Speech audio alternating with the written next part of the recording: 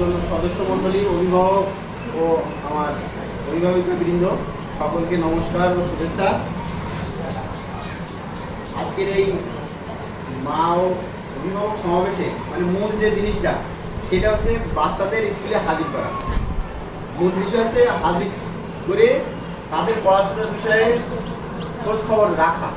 মানে মাঝে মাঝে ম্যাডামরা আমিও একটা স্কুলে চাকরি করি, আমি মাধ্যমিক স্কুলে চাকরি করি, আমরাও ডাকি, অভিভাবক সমাবেশ ডাকা হয়। কিন্তু আমার স্কুলে আছে মনে করেন 350 ছেলে মেয়ে, হাজির হয় 50 জন।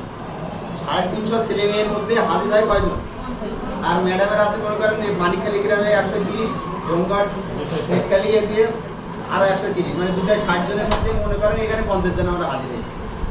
তাহলে আর বাকিরা কেউ আসতে পারে। আমাদের মূল সমস্যা হচ্ছে এটা যে আমরা আমার বাচ্চাটা স্কুলে পাঠাই, আমরা খোঁজ খবর নিই না, কোনো কিছু গুরুত্বই তো দেয় না। আমাদের অভিভাবকদের, শুধু মাদের বলা যাবে, অভিভাবকদেরই সমস্যা।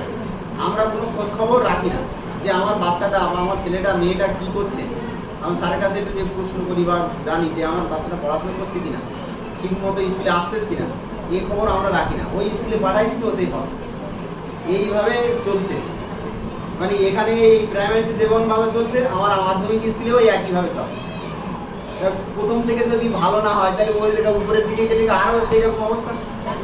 তাই বলছি আপনাদের বিশেষ করে বলছি যে বাচ্চাদের স্কুলে পাঠানোর পরে খোঁজ নেবেন অন্তত। মানে